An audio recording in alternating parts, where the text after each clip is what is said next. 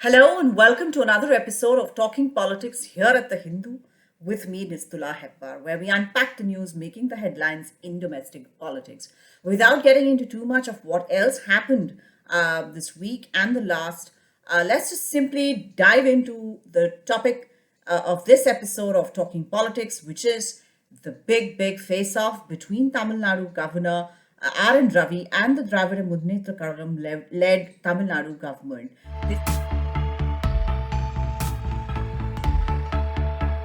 This is one in a series of face-offs.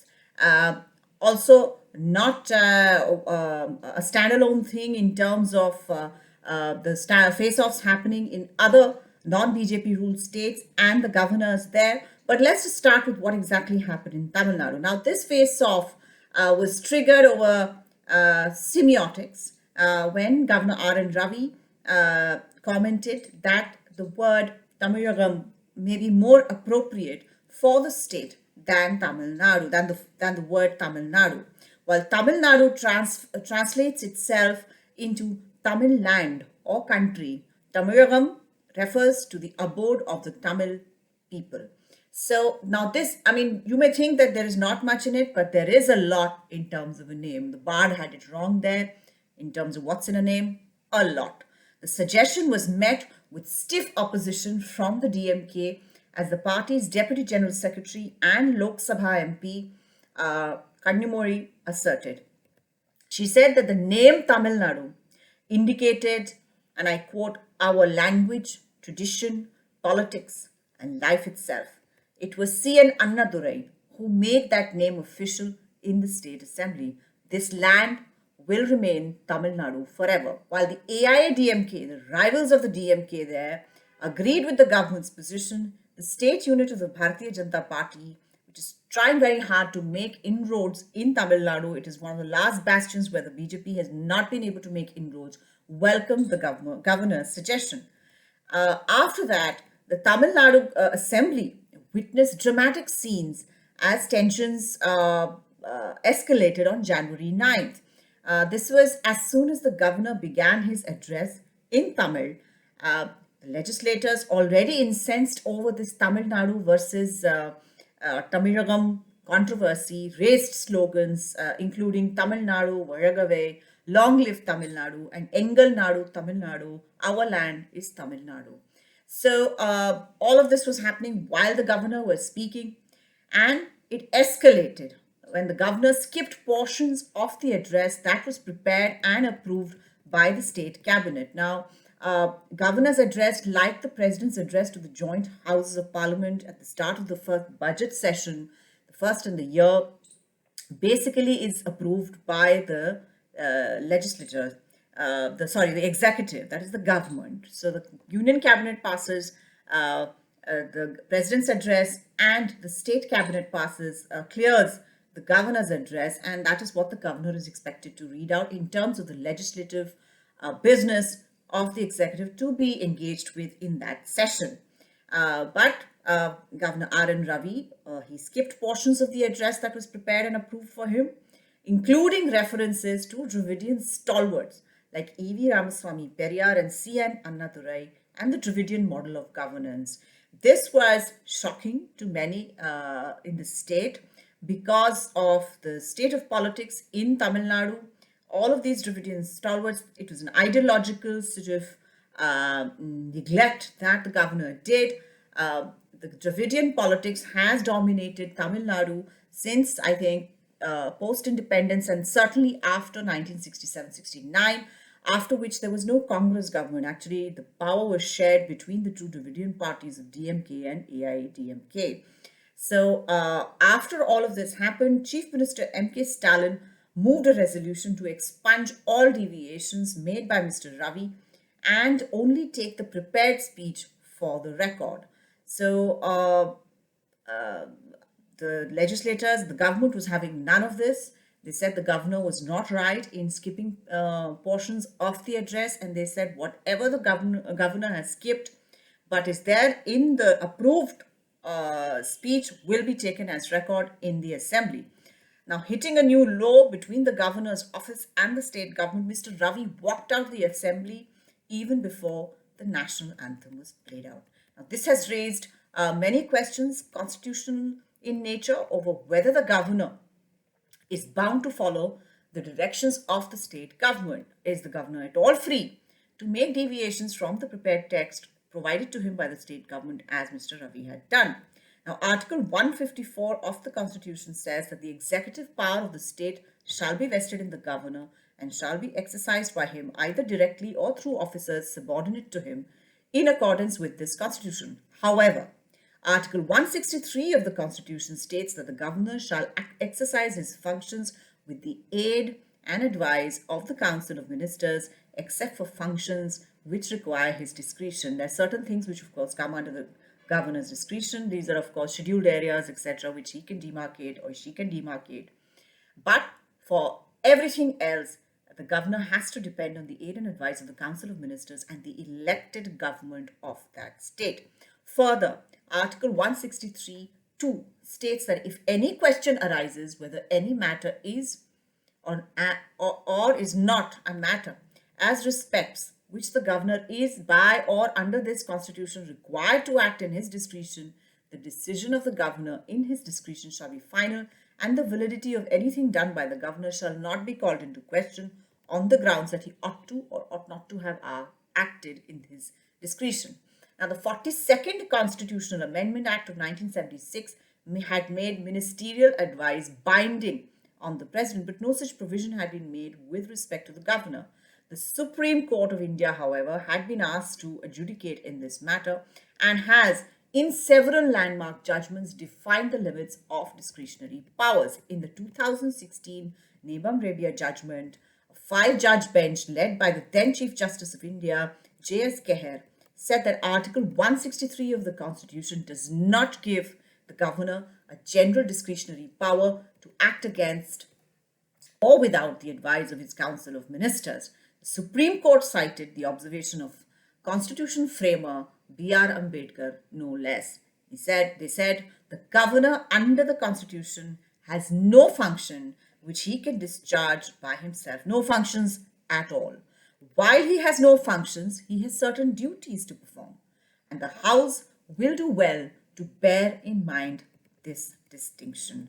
In the Shamsher Singh versus others versus the state of Punjab case, a 7-judge constitution bench of the Supreme Court said that the president and governor shall exercise their formal powers in accordance with the advice of their ministers, other than some exceptional situations when there is a breakdown of constitutional law and order machinery, etc., when the governor gives a report to the President of India and the Home Ministry that there has been a kind of a breakdown of law and order, and then, of course, that is taken on board.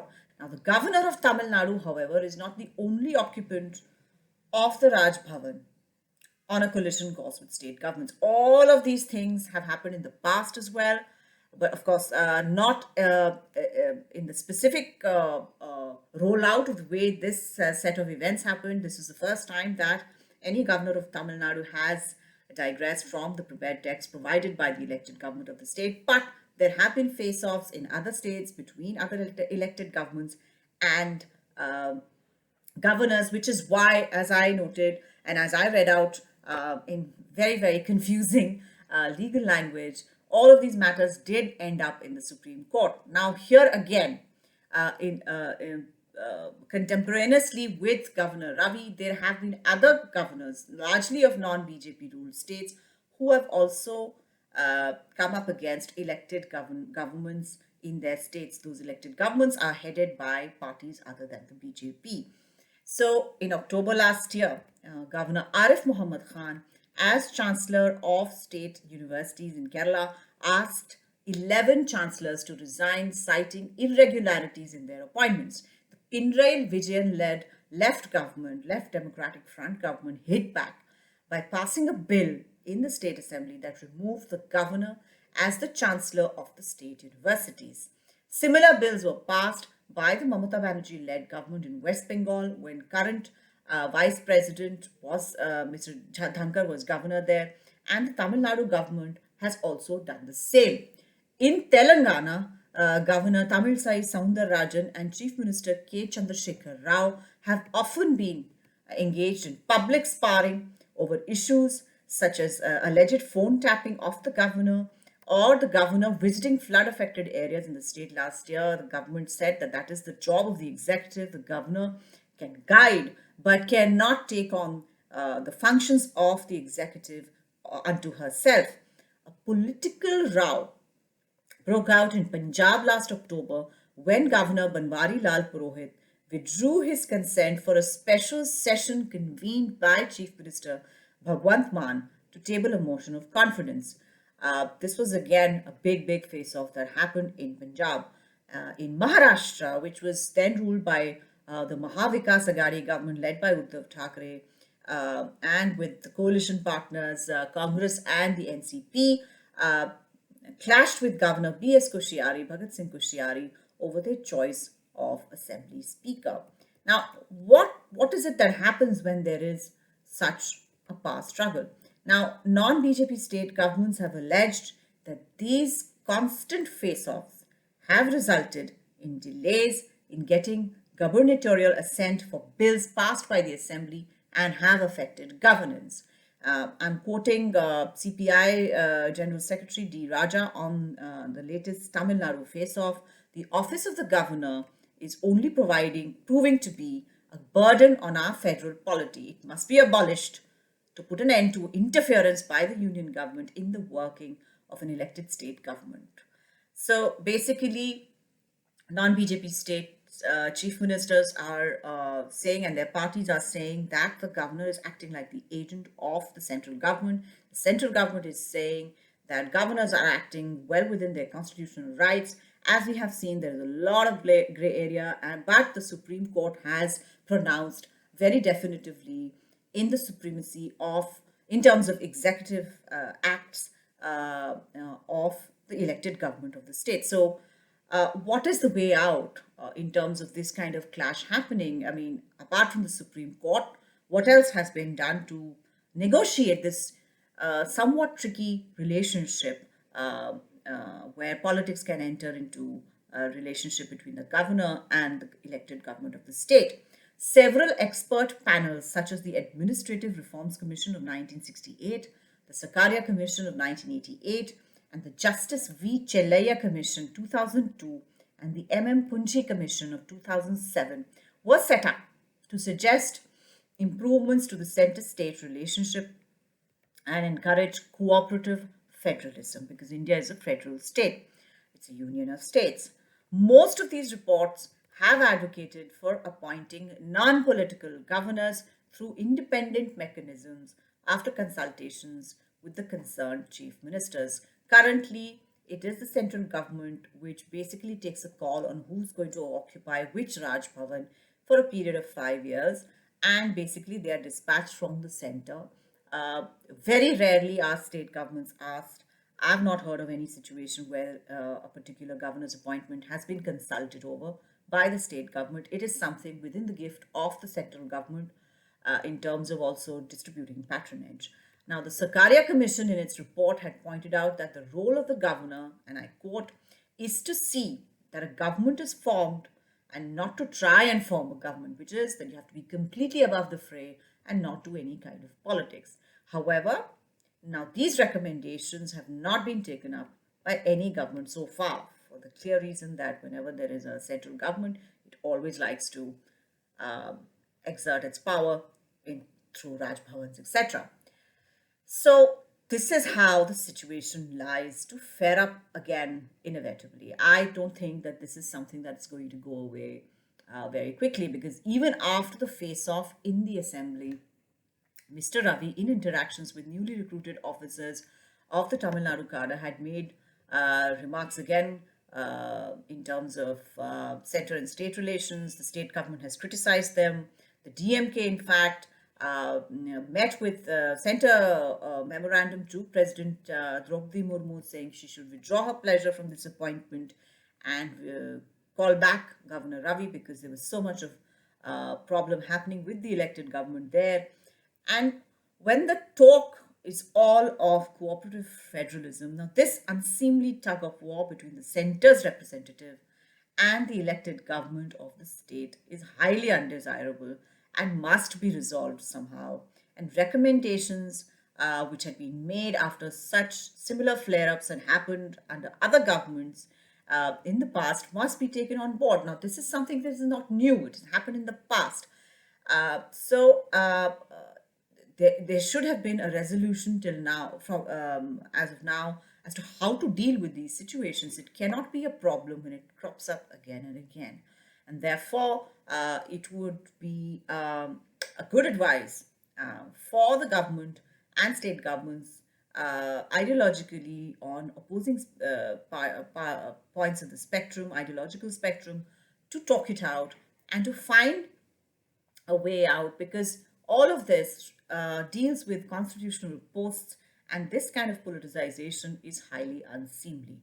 Uh, this is all I have to say for this week's episode. This is something that is again going to flare up, especially since we are going to see a lot of political activities going ahead in this year with 9 assembly elections due, and possibly governments changing, etc., in some of these 9 states. This is all I have for you this week. Thank you so much for watching. A very, very happy Makar Sankranti Pongal greetings to all of you. I will see you next week.